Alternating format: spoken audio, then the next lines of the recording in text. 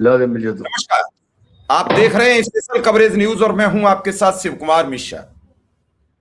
Trade deal को लेकर बड़ी बड़ी लंबी फेंक रहे हैं भारतीय पत्रकार। सच देश को नहीं बता रहे हैं। इस ट्रेड डील में भारतीय किसानों का सबसे बड़ा नुकसान होगा।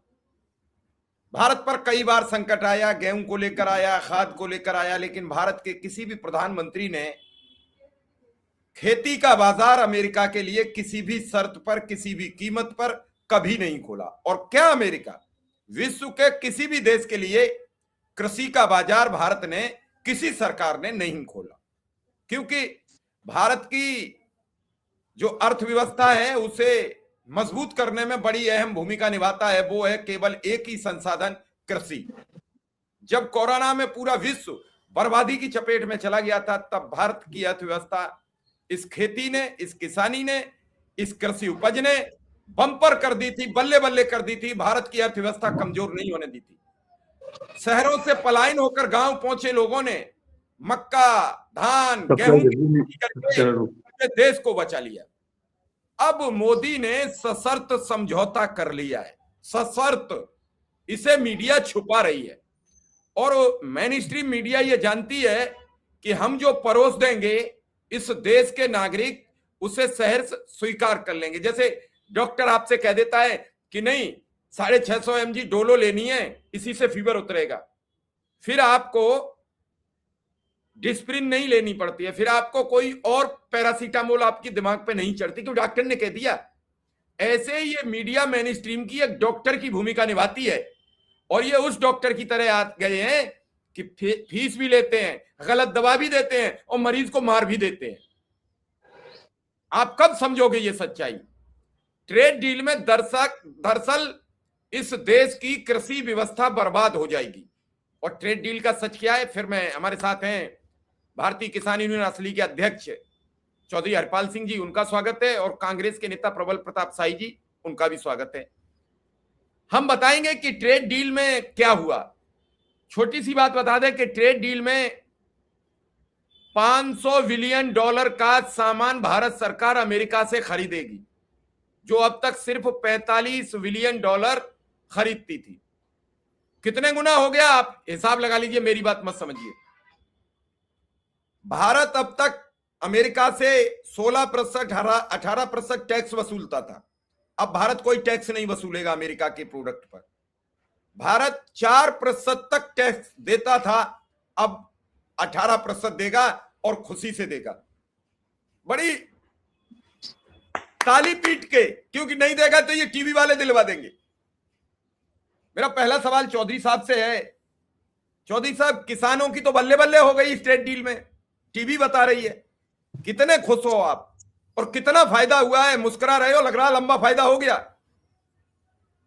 मिश्रा जी, ये चौथा हमला है भारत के किसानों पर इस प्रधानमंत्री मोदी का।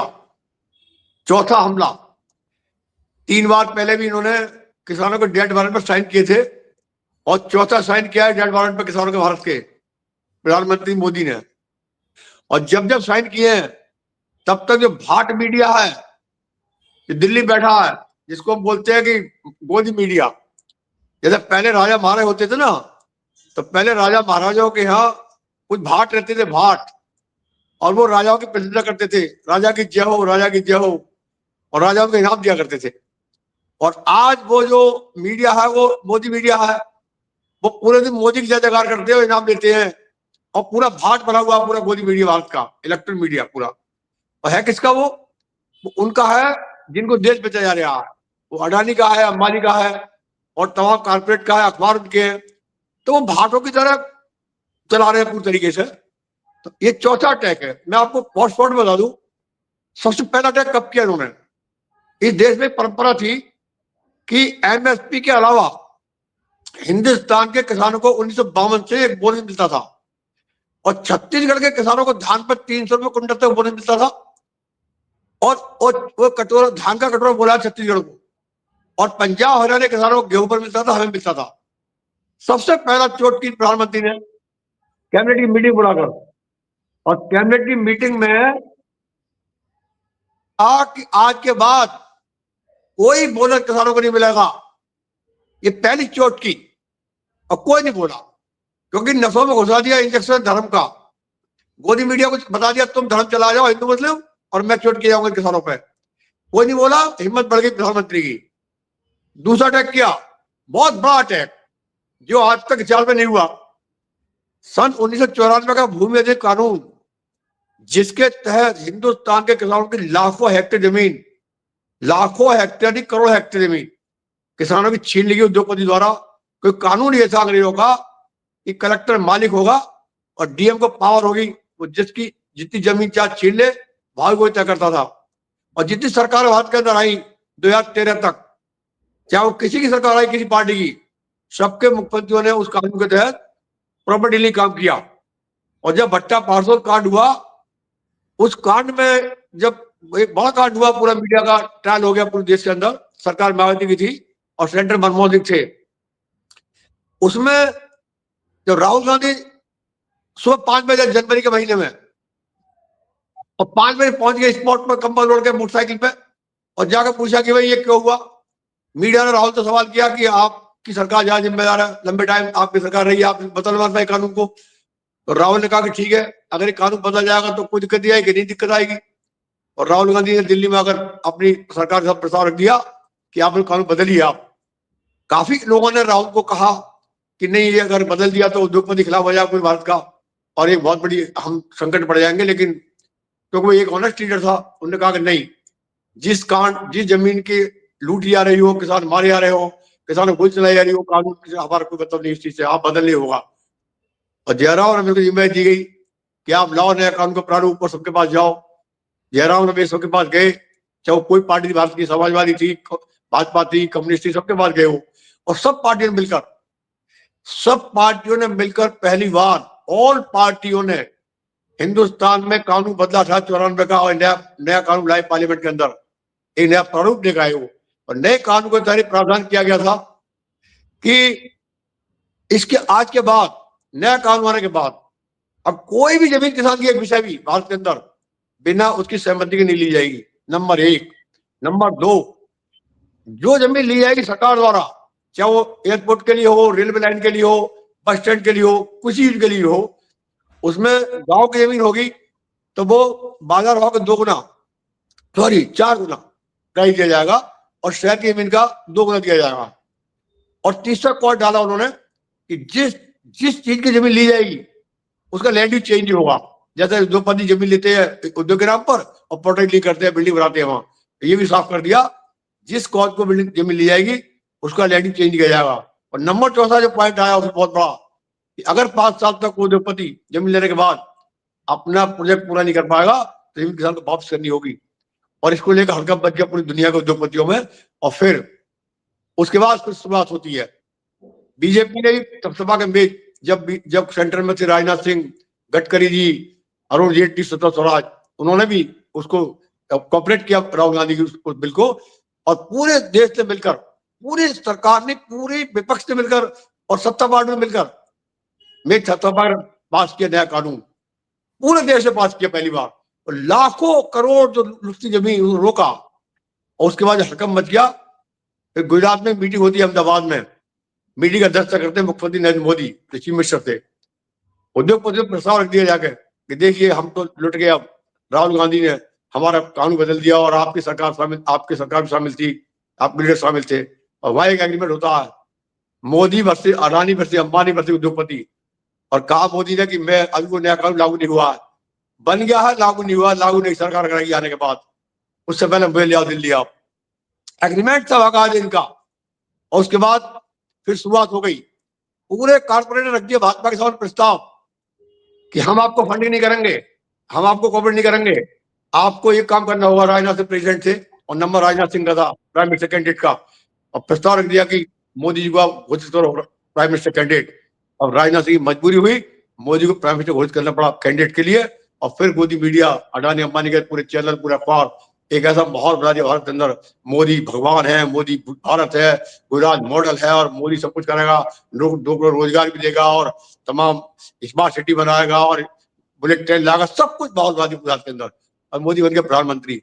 और जब प्रधानमंत्री बन गए तो वो कानून वो कानून जो पूरे देश ने पास किया था, पूरे देश की सरकार संसद ने पास किया था एक मुश्त होकर, उस कानून को ना लागू हो, इसलिए अडानी ने कहा मोदी को आप क्या कर रहे हैं, आप ये लागू हो जाए 1 जनवरी को। इतिहास है इस देश का। 31 दिसंबर को, एक दिन पहले, प्रधानमंत्री मोदी राष्ट्रपति प्रणब मुखर्जी के साइन करा के अध्यादेश लिया पार्लियामेंट के अंदर कि नहीं, नया कानून लागू नहीं होगा, जो पुराना सा लूट कानून जमीन का वही लागू होगा। आ गया पूरे देश में हड़कंप मच गया, ये क्या हो गया। हमारी मीटिंग हुई पीस फाउंडेशन में, मैं खुद गया, तमाम देश के संगठन के नेता इकट्ठे हुए हम लोग। हमने कहा नहीं, इसका विरोध करके पहला पतला फूका हमने प्राइम मिनिस्टर का चंदौजी मंडी के अंदर कि नहीं होने देंगे हम भी ये कानून बिल्कुल भी। और सब किसान ने मीटिंग की और एक आंदोलन शुरू हुआ। और राज्यसभा में इनका बहुमत नहीं था। अध्यादेश की शर्त थी कि अध्यादेश 2 सदन पास होना जरूरी है, राज्यसभा और लोकसभा। लोकसभा से पास करा लिया मोदी ने। और देखिए आप तारीख, जो भाजपा जो सामिति पास कराना है कानून, वो भी मोदी के सामने तक हो गई। एकदम हाइप कर दिया मोदी का कदम मीडिया ने। और उसके बाद क्या होता है, लोकसभा में पास हो गया, राज्यसभा गिर गया, वो नहीं पास होया। लेकिन चैन नहीं पड़ा। जो प्रधानमंत्री कहता है ना खड़े होकर पार्लियामेंट में, एक अकेला सब पर भारी, ये बाकी सब पर भारी था उस टाइम। दोबारा फिर अध्यादेश लेकर आया प्राइम मिनिस्टर, लेकिन दोबारा फिर गिरा राज्यसभा में। और फिर पूरा देश हो गया, हम सब खड़े हो गए कि नहीं, ये नहीं होने देंगे हम, ये किसान की लूट नहीं होने देंगे। दोबारा फिर लाया अध्यादेश। हिंदुस्तान के किसानों की लूट का कानून जो बदला गया, उसको दोबारा लाने के लिए हिंदुस्तान में ये प्रधानमंत्री 3 बार अध्यादेश लाया, 3 बार। लेकिन 3 बार गिरा पार्लियामेंट के अंदर। और हम सब खड़े हो गए, फिर एक कमेटी बनी एमपीओ की। कृषि मंत्री तो कल भी किसानों के साथ बैठ के कह रहे हैं कि किसानों के हम बहुत हितैषी हैं, किसान हमारे साथ खड़ा है। कौन कह रहा? कृषि मंत्री शिवराज सिंह। कृषि मंत्री, सुनो वो मैं बताऊंगा, वो भी अभी। ये कृषि मंत्री नहीं है, कृषि मंत्री है। ये कृषि मंत्री है, कृषि मंत्री है ही नहीं भारत में कोई आज। इनसे हमारी बात हो चुकी है चंडीगढ़ में बैठ के आम सामने। कोई लोग कुछ पता नहीं ना कुछ भी क्या। ये सब कृषि मंत्री है। ये इनकी कोई हिम्मत नहीं है प्राइम मिनिस्टर की बात का विरोध कर रही है। ये सब बदुआ मजदूर हो गए हिंदुस्तान के पांच पूर्ण तरीके से। मैं आपसे कहना चाहूंगा स्पष्ट, इनकी हिम्मत नहीं बात कर रही है। तो हुआ क्या उसके बाद, फिर वो बिल हमें बुलाया और मेरा पूरा हैगा, आप देख लो एमपी थे, तमाम भाजपा के एमपी भी थे और ये हमारे विपक्षी एमपी भी थे। हमारे एमपी थे संभल के उस टाइम, राम गोपाल यादव जी। तो मैंने कहा था उनसे कि अगर इतना शौक है अडानी को जमीन देने का प्रधानमंत्री को, तो प्रधानमंत्री एक काम करें, हिंदुस्तान में चंबल की घाटी के आसपास हजारों लाखों हेक्टेयर जमीन खाली है। इस देश में लाखों हेक्टेयर जमीन खाली पड़ी है, उस जमीन को अडानी को दे दें। अडानी नदी पाट के उसके किनारे बना के अपने फार्म बना ली, खेती करे। लेकिन हमारी खेती को देना चाहते हो आप? जो हमारे बुजुर्गों ने बड़े बड़े ऊंचे टीले पाटे हैं और जमीन इकसार करी है, लेवल की है, खेत लाख बनाई है, उनको देना चाहते हो अडानी को? ये कैसे हो जाएगा? अब दे दो चंबल घाटी, कौन मना करता? तब जाके वो पूरा रोका कानून। और मैं बता दूं आपसे, उसी वक्त क्या हुआ, जिस व्यक्ति ने नया कानून लाया, जिसका नाम राहुल गांधी, वो जो नया कानून लेकर आया भारत के अंदर, और हमारे एक नहर निकल रही है, उस कानून से पहले हम 6 लाख रुपए एकड़ की मांग कर रहे थे, मैं 6 लाख रुपए एकड़ का मुआवजा मिले। लेकिन इस कानून के आने के बाद आज उस नहर का, उन सड़कों का हमें 72 लाख रुपए एकड़ का मुआवजा मिल गया है। और ये देन है सिर्फ और सिर्फ हिंदुस्तान के एक लीडर की, जिसका नाम है राहुल गांधी। लेकिन दिक्कत क्या है, लोग सच बोलना नहीं चाहते। और जैसे ही ये लागू हुआ, मोदी के जो गोदी मीडिया था, अंबानी के चैनल, अडानी के चैनल, अखबार, टीवी, सबने एकदम माहौल बनाया, राहुल गांधी विकास विरोधी, विकास मोदी, और मोदी विकास पुरुष। अब देखिए आप, जो आदमी हमारी जमीन छीने कानून दोबारा ला रहा था, वो विकास पुरुष हो गया, और जिसने रोका वो विकास विरोधी हो गया। अब देखिए आप ताजमहल की बात कर, देखिए आप। और प्लान क्या था, बाद में खुली सब बात। प्लान यह था कि दोबारा लाकर इस कानून को, और जितने नेशनल हाईवे हैं भारत के, उन नेशनल हाईवे के 3-3 किलोमीटर इंडस्ट्री कॉरिडोर बनाए जाएंगे सब। और जितने रेलवे ट्रैक हैं उनके 3-3 किलोमीटर दोनों साइड को इंडस्ट्री कॉरिडोर बनाए जाएंगे। ये प्लान था पूरा।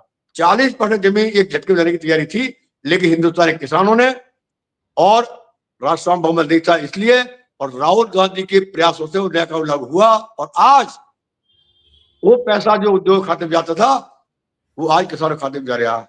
लेकिन नैरेटिव बदल दिया पूरी तरीके से। दूसरा हमला था, ये जमीन नहीं ले पाए, अब आप आगे आइए 2020 में जब लॉकडाउन लगा था भारत के अंदर, तो जितनी इंडस्ट्री थी इंडिया की सबको उधर पैकेज दिए, सबको पैकेज दिए। आपकी ये जो तुम्हारी इंडस्ट्री है, जो बिल्डर बनाती है बिल्डिंग, ये आई साहब, बोले हमारा घाटा हो गया, हमारी बिल्डिंग नहीं बिकी। वित्त मंत्री कहती ठीक है 25,000 करोड़ ले जाओ, घाटा पूरा कर लो। और जो ये इंडस्ट्री है जो वो बनाती है, बस बनाती है, रेल बनाती, वो बनाती है, कार बनाती है और तमाम मोटरसाइकिल बनाती है, इस इंडस्ट्री ने कहा कि हमारी कार नहीं बिकी, हमारी मोटरसाइकिल नहीं बिकी, हमारे ट्रक नहीं बिके, हमें नुकसान हो गया लॉकडाउन में। तो वित्त मंत्री ने 1,25,000 का पैकेज दे दिया, जाओ तुम भी घाटा पूरा कर लो। और जिस किसान की फसलें मंडियों में बर्बाद हुई, कौड़ियों के भाव बिकी, उस किसान ने बिना किसी मदद के उस लॉकडाउन में 3% ग्रोथ बढ़ाई भारत की। और जब ग्रोथ बढ़ी भारत की, तब अडानी अंबानी की मीटिंग होती है मोदी के साथ, बोले ये बड़ा अच्छा सौदा, बिना बिना मदद के इन्होंने तो ग्रोथ बढ़ा दी। और फिर तय होता है कि अब इनकी फसल छीनो, इनकी फसल छीन लो। और फिर प्लानिंग के साथ रात के 12 बजे बिना किसी बहस के, बिना किसी अर्थशास्त्री के पूछे, बिना किसान से पूछे, बिना अपनी पार्टी के नेता के पूछे, और बिल ले आए। कॉन्ट्रैक्ट फार्मिंग 3 बिल कि अब हम कॉन्ट्रैक्ट फार्मिंग करेंगे, किसानों की मंडी खत्म करेंगे सब। और अब अडानी तय करेगा हम क्या बोलेंगे। और फिर वहां उसके खिलाफ भी लड़ाई लड़ी, हम लोग खड़े हुए, सब पूरे भारत के लोग खड़े हुए और बॉर्डर में बैठे। और 700 किसानों की मौत के बाद, 700 किसानों की शहादत के बाद, एक देश का प्रधानमंत्री टीवी पर बोलता है कि मैं समझ नहीं पाया, आप सही कह रहे थे, मैं समझ नहीं पाया और ये बिल वापस लेता हूं। तब भी ये मीडिया, तब भी ये भाट मीडिया भारत का चीख चीख के चिल्ला रहा था, master stroke, 3 bill master stroke, भूमि अधिग्रहण बिल मास्टर स्ट्रोक। ये मास्टर स्ट्रोक रटा हुआ है इसका सबके सामने, मास्टर तो चलाते हैं ये। आप देखिए, बिल लाए तब भी मास्टर स्ट्रोक, और वापस लिए तब भी मास्टर स्ट्रोक। ये दूसरा हमला था खेती में हमारी। और तीसरा अटैक किया अभी है ये जो आप साइन करके आए हैं अमेरिका में जाकर। अब आप बताओ भैया, मैं एक बहुत छोटा उदाहरण देता हूं। मेरे गांव है यहाँ मुबारकपुर, मेरे बाद नाजपुर गांव है। अगर ये तय कर ले हम कि इस गांव का माल मेरे यहाँ आएगा तो कोई पैसा खर्च नहीं करना होगा, फ्री बेचेगा यहाँ आके, और मेरा माल गांव में जाएगा तो वो गांव मुझसे 12% टैक्स लेगा। आप समझ लो, ये क्या तरीका है? यानी अमेरिका हम सामान लेके जाएंगे, हिंदुस्तान का व्यापारी बेचने जाएगा हमारा सामान तो 12% टैक्स देगा, 18% टैक्स देगा। और अमेरिका है लेकर आएगा सामान खेती का तो 0% पे आएगा। $5500 बिलियन का कारोबार, 45,000 करोड़ का कारोबार अमेरिका कराएगा, तो हमारे गेहूं, हमारी पोल्ट्री, हमारे दालें, हमारे तमाम जो उद्योग धंधे, फल और फ्रूट लूटेगा सब। तो साइन कर दिया। ये तो प्राइम मिनिस्टर ने किसानों के 1.5 में तिबारा साइन कर दिया, तीसरी बार। आप समझ लो, पहली बार जमीन छीनने की कोशिश की, दोबारा फसल छीनने की कोशिश की, और सब कुछ नहीं कर पाया। हम खड़े हुए, तिबारा बिल अभी ये साइन करे आप कि ठीक है अब मैं इलाज कर दूंगा तुम्हारा पूरा, और अमेरिका हवाले कर दिया। आप सुनो एक अगली बात को, आखिरी बात, लाल बहादुर शास्त्री लीडर से जब 35 करोड़ की आबादी भारत की, अनाज होता था पेट भरने के लिए, अमेरिका से अनाज आता था, यूरोप पूरे अमेरिका से, कर्नाटक से हमारा आता था। शास्त्री गए थे अनाज लेने, अमेरिका ने मना कर दिया था हम आपको देंगे क्योंकि आपकी स्थिति नहीं है कि आप हमारा पैसा वापस कर सकते हो। बेइज्जत हुआ था देश का प्रधानमंत्री, वापस आया देश के अंदर लौट कर, उसने हिंदुस्तान के किसानों को नारा दिया कि जय जवान जय किसान, अधिक अन्न उपजाओ, खेतों में बोलो, खेतों में छतों पर बोलो, एक दिन व्रत रख लो, लेकिन हम कभी विदेश में मांग नहीं जाएंगे अब आपका राज। और शास्त्री की ललकार पर भारत के किसानों ने वो काम किया कि आज 140 करोड़ की आबादी देश की है, और 140 करोड़ की आबादी को दूध से लेकर, फलों से लेकर, सब्जी से लेकर, दालों से लेकर, अनाज तक आत्मनिर्भर बना दिया पूरा भारत, आत्मनिर्भर। और आज का प्रधानमंत्री, जो प्रधानमंत्री नहीं है, डीलर है, डीलर। ये लीडर है ही नहीं हिंदुस्तान के अंदर। एक भारत का डीलर जाकर हमें डील कर आया, अमेरिका वाले आओ है बेचो, हम खेती कर रहे हैं, बढ़ाने कर रहे हैं, हमारा माल अमेरिका अपना बेचेगा गया। और कैसे बेचेगा? अमेरिका के किसान को वो 20 से 50 लाख तक सब्सिडी दे रहा है, और हमारी सब्सिडी कहां गई? हमारी खाद पर सब्सिडी थी एनपीके पर। जब ये प्राइम मिनिस्टर आए सत्ता में, एनपीके कट्टा 900 रुपए का था केवल। इस प्रधानमंत्री ने सब्सिडी खत्म कर दी हमारी पूरी। आज 1800 रुपए कट्टा है। 1800 रुपए कुंतल दाम बढ़ा दिया डीएपी का, एनपीके का। जो यूरिया कट्टा 50 किलो का था, दाम नहीं बढ़ाया, वेट कम कर दिया। रेट नहीं बढ़ाया, वेट कम कर दिया। 5 किलो 45 कर दिया, रेट वही। फिर भी नहीं माना, फिर 40 कर दिया। अब कट्टा 40 का है, रेट वही, वेट कम। और नाइट्रोजन जब 50 का था तो 46% थी, और आज कुल 37% है। ये खेल खेल लिया हमारे साथ। और जो डीजल आप देखिए, मैं आलू करता हूं, मुझे भी डीजल 50 रुपए लीटर मिलता है, और एक मेरे आलू से चिप्स बनाती कंपनी, उसको 50 रुपए मिलता है। वो बेहतरी है 8 ग्राम का, 6 ग्राम का चिप्स 20 रुपए का, मेरा रुपये को बिकता है। मैं धान पैदा करता हूं, मुझे भी डीजल 50 रुपए, और धान से राइस में चावल आता है, उसको 50 रुपए। उसका चावल बिकता है 100 रुपए, और मेरा धान बिकता है 20 रुपए। मैं गेहूं पैदा करता हूं, मुझे भी डीजल 55 रुपए, और उसका जो आटा बना रहा है उसको भी 50 रुपए, वो आटा बेचता है 70 रुपए किलो। यानी क्या मजाक है। जितने यूरोप के देश है ना, इंग्लैंड में, फिनलैंड में, न्यूजीलैंड में, वहां सब में व्यवस्था है, किसानों को आधे रेट पर डीजल मिलता है। अब आप बताओ, जब मिस्टर आए थे प्रधानमंत्री जी, तो डीजल 55 रुपए था। कह रहे आमदनी दूर करे किसानों की, हम 55 से 90 100 कर दिया, डीजल दूना, आमदनी जीरो। वो बाबा आज पता नहीं कहाँ है, मैं नहीं मालूम आज बाबा का छुपा हुआ, बाबा रामदेव, जो अपना मूत बेच रहा, पेशाब गाय का 100 रुपए लीटर हो, कहता था। मैं देखा उसका कार्यक्रम, बच्चों से कह रहा, अरे बच्चों बताओ, डीजल 35 चाहते हो 50? बच्चे बोले 50, 35 चाहते हैं। कहता था लगाओ मोहर मोदी पे। और फिर बोला सिलेंडर कितने चाहते हो, 300 का 400 का?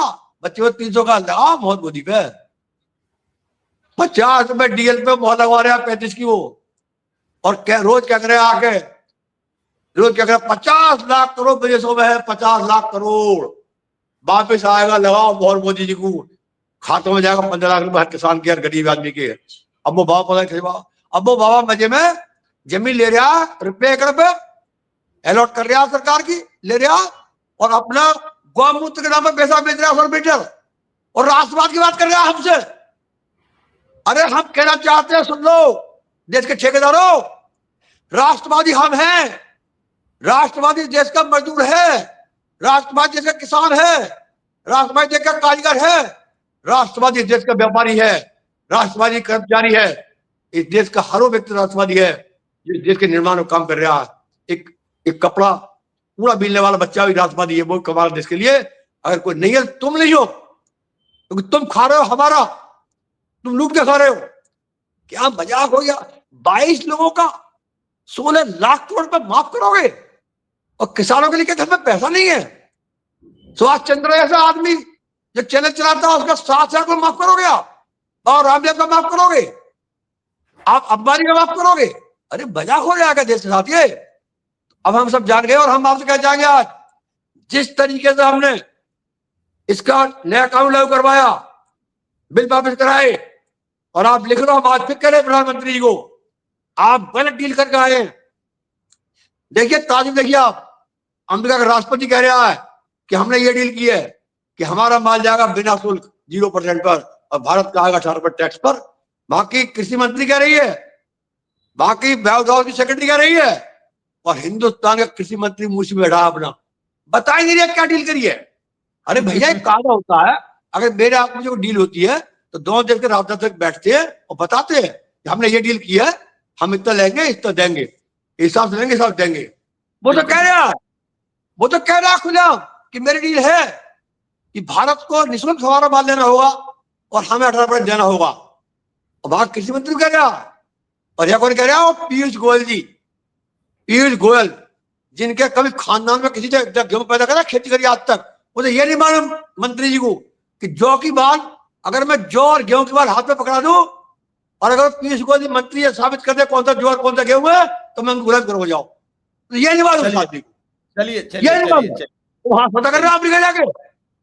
चलिए, अरे दुआ के देश का इस तरह के लोग बैठे हैं। बिल्कुल बिल्कुल। कोई भी ऐसा हिंदुस्तान में किसी पार्टी का भी है जिसको हमारे नॉलेज नहीं है, उनको राइट नहीं है हमारे बारे में बात करने का। हम किसी के बारे में बात नहीं करते, हम अपने बारे में बात करते हैं, हमारी बात अपने आप बात करेंगे।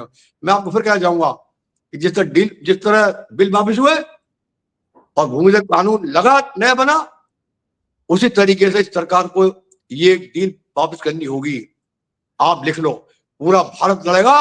और मैं किसानों के बच्चों को आह्वान करना चाहता हूँ, ये नशा जो तुम्हें पिलाया गया है अडानी के मीडिया द्वारा, टीवी द्वारा, अखबार द्वारा 24 घंटे, हिंदू मुस्लिम हिंदू मुस्लिम हिंदू मुस्लिम हिंदू सिख हिंदू ईसाई, ये सब पर चोट है।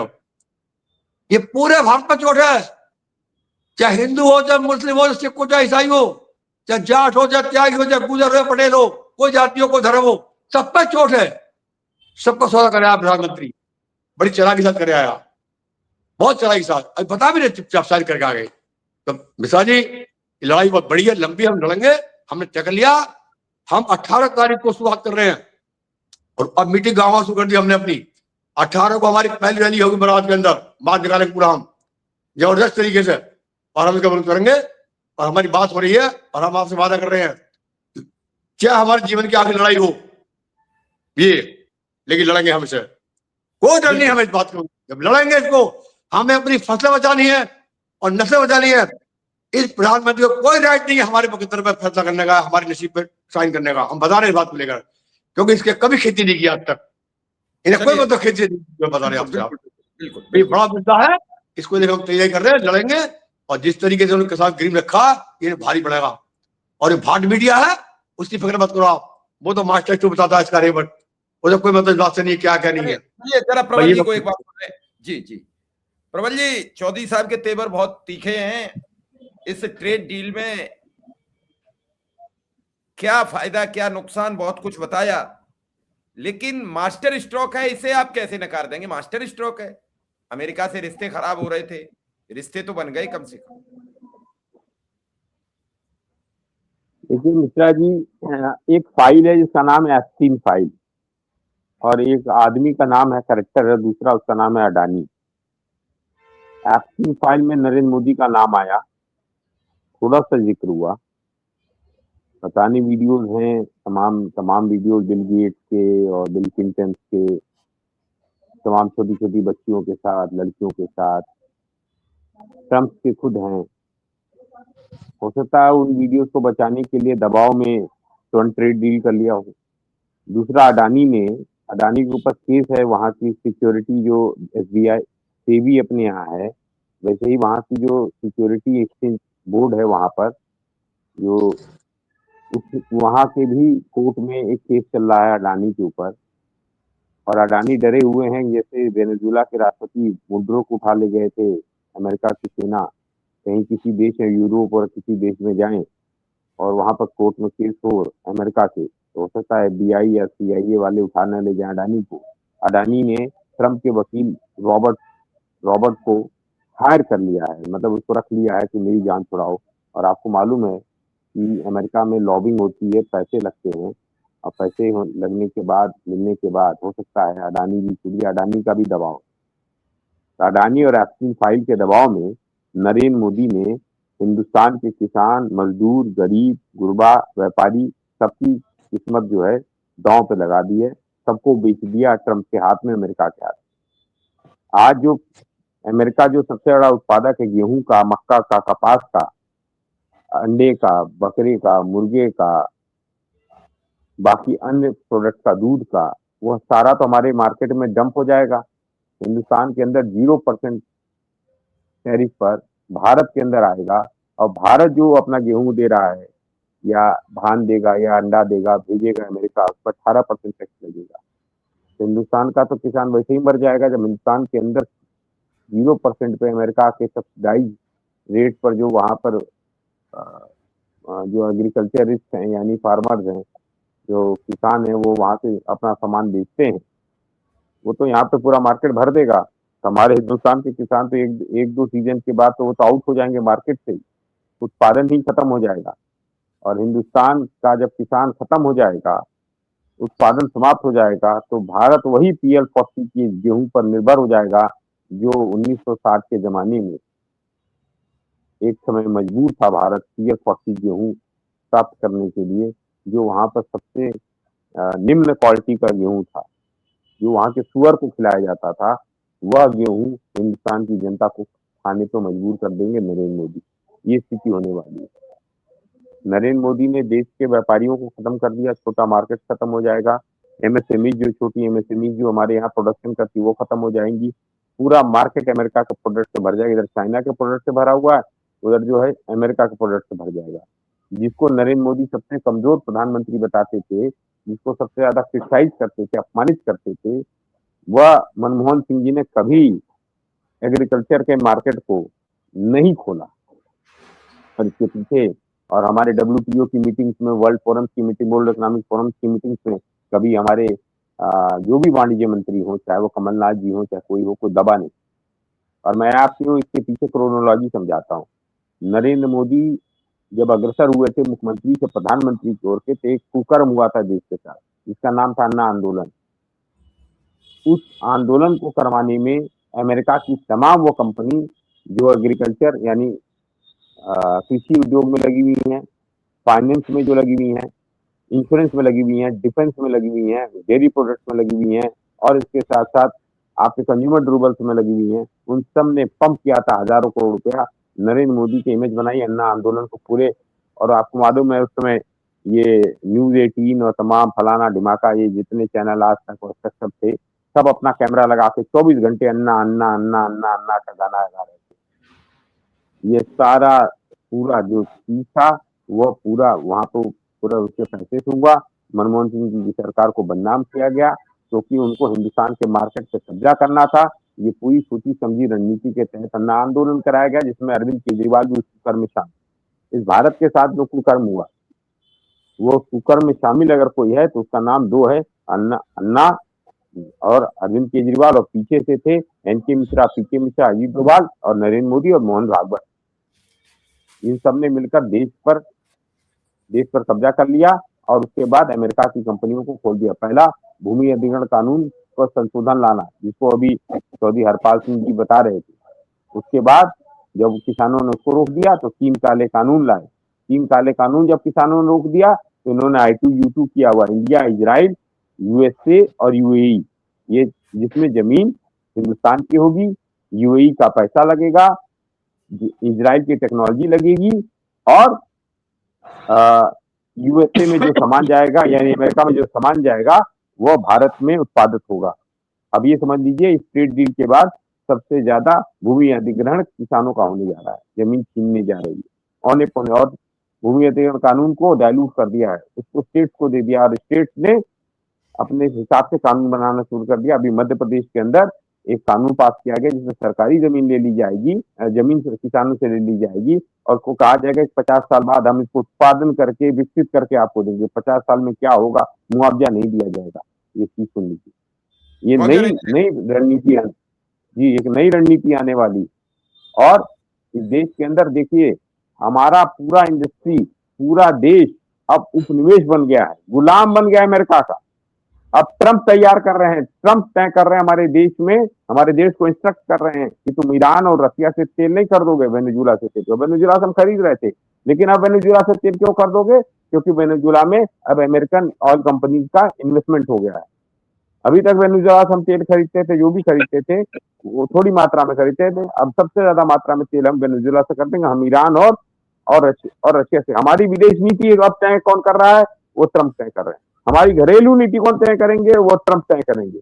हमारा चैनल चलेगा कि नहीं चलेगा, हम बात कर पाएंगे नहीं कर, वो तय करेगा, अमेरिका तय करेगा।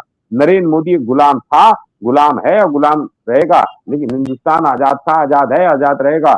एक चीज मैं बता दे नरेंद्र मोदी को, तुम गुलाम बन सकते हो, देश का किसान गुलाम नहीं बनेगा। इसीलिए हम लोग किसान आंदोलन में किसानों के साथ, किसान जो संघर्ष करेंगे हम उनके साथ हैं, हम पक्ष पर इनके साथ हैं। हम इनके साथ कदम से कदम मिलाकर इस सरकार के खिलाफ इस ट्रेड डील को खत्म करने के लिए, और इसको लागू नहीं होने देंगे इस ट्रेड डील को।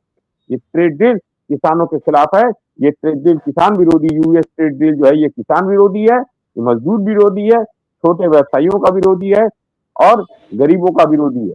इससे देश के अंदर बेरोजगारी बढ़ेगी, इससे देश के अंदर अराजकता का माहौल पैदा होने जा रहा है। जब लोग पैसा नहीं रहेगा तो लोग सड़कों पर उतरेंगे। चोरी चकारी बेईमानी बढ़ रही है। देख रहे हैं ना, 800 महिलाएं गायब हो गई, 800 लोग लापता हो गए हिंदुस्तान के, दिल्ली जैसे शहर के अंदर। कुछ पता है? कुछ पता है? और अडानी को जमीन देने के लिए, अडानी को कंपनियां देने के लिए नरेंद्र मोदी ऐसे आतुर है। पहले तो सरकारी सरकारी कंपनियां दे दी, बंदरगाह दे दिए, हवाई अड्डा दे दिए, रेल दे दिया, उसके बाद कोल कारखाना कर दिया। अब पूरा मुंबई दे दिया है, मुंबई के सारी झुग्गी झोपड़ियां उनको उसकी जमीन दे दी है। उस पर बड़ी बड़ी बिल्डिंग बनेगी जिसमें अडानी की कंपनियां काम करेंगी, अडानी के बड़े बड़े बिल्डिंग्स बनेंगे, और उसमें काम करने के लिए मजदूर चाहिए सस्ते दर पर, बंधुआ मजदूर। तो मनरेगा का कानून खत्म कर दिया कि मनरेगा का कानून खत्म हो जाएगा तो मजदूर जो है मजबूर होगा गांव छोड़ने के लिए और बंधुआ मजदूरी करने के लिए, या कम पैसे में वहां पर जाके काम करेगा। चाहे वो अडानी का कोल का कोई खदान हो, चाहे वो मुंबई की बड़ी बड़ी जो बिल्डिंग बनेगी उसमें। ये स्थिति है। ये देश बड़े खतरनाक मोड पर है। पहले सोचिए, अमेरिका के प्रोडक्ट पर भारत जो है, भारत का जो मार्केट, भारत का जब जाता था तो 3% भारत को देना पड़ता था टैक्स, अब 18% टैक्स दे रहा है। तो ये 15 गुना ज्यादा, 15% ज्यादा टैक्स भारत देगा। भारत के उत्पाद कितने महंगे हो जाएंगे, भारत के लोगों को कितना नुकसान हो रहा है। नरेंद्र मोदी को भारत की चिंता नहीं है, नरेंद्र मोदी को अपनी चिंता है। जो उसने एप्सिन फाइल में जो उसके जितने भी कर्म हैं वो एप्सिन फाइल में छुपे हुए, अपने आप को बचाने के लिए और अडानी को बचाने के लिए नरेंद्र मोदी ने ये यूएस ट्रेड डील किया है। ट्रंप के आगे नरेंद्र मोदी जी गया, और ये ऐसा प्रधानमंत्री, ऐसा कमजोर प्रधानमंत्री है जो लोकसभा में जाकर भाषण नहीं दे सकता। वो ट्रंप के आगे क्या बात करेगा? ये इंदिरा गांधी नहीं है जो 7वें बेटे से डरी नहीं, निक्सन से डरी नहीं, हैरी किसेंजर से नहीं डरी, जो धमकाते रह गए, लेकिन इंदिरा गांधी नहीं थी, वो आयरन लेडी थी। ये तो आदमी ऐसा डरपोक प्रधानमंत्री मैंने जिंदगी में देखा, जो संसद के अंदर नहीं जा रहा है और स्पीकर झूठ बोल रहा है। देश का स्पीकर जो ओम बिरला झूठ बोल रहा है। अरे वहां के अंदर मार्शल होते हैं, कौन हमला करेगा भाई? सिक्योरिटी लगी रहती है। संसद के अंदर जाने पर 10 लेयर की सिक्योरिटीज है। क्या बात करता है प्रधानमंत्री? फालतू की बातें हैं। स्पीकर बोलता है, झूठ बोलता है। ऐसे स्पीकर को इस्तीफा दे देना चाहिए। झूठा है वो, और डरपोक प्रधानमंत्री डर रहा है कि उसे किताब, नरवणे की जो किताब है, नरवणे की किताब में लिखा गया, जो राहुल गांधी जी बता रहे हैं कि नरवणे ने कहा कि चाइना के टैंक घुसते जा रहे थे और हम बोल रहे थे कि हमें क्या करना है। उसको बताया नहीं गया, उस समय के सेनाध्यक्ष को बोला नहीं गया कि क्या करना है। और नरेंद्र मोदी कहते हैं, झूठ बोलते हैं कि कोई आया नहीं, कोई गया नहीं, कोई घुसा नहीं, कोई आया नहीं। ऐसा झूठा प्रधानमंत्री मैंने जिंदगी में नहीं देखा, ऐसा झूठा स्पीकर मैंने जिंदगी में नहीं देखा। हिंदुस्तान के इतिहास में, लोकतंत्र में कलंक है, और इन दोनों को इस्तीफा दे देना चाहिए। मैं यही कहता हूँ। भारत की अस्मिता को बेच दिया, भारत को गुलाम बना दिया, भारत गुलाम बन गया। और हमारे और आपके रहते रहते देखिएगा, भारत जो गांधी जी ने अंग्रेजों को भगाया, ईस्ट इंडिया कंपनी को भगाया, अंग्रेजों की सल्तनत, ब्रिटानिया सल्तनत हटाई। आज फिर से 75 वर्षों के बाद, जब भारत अपना 75 वर्ष पूरा कर चुका है, भारत अब अमेरिका का गुलाम बनने जा रहा है। इससे बड़ी दुखद बात है। और गुलाम बनाने वाला कोई और नहीं, अंग्रेजों का दलाल, आरएसएस का प्रचारक नरेंद्र मोदी।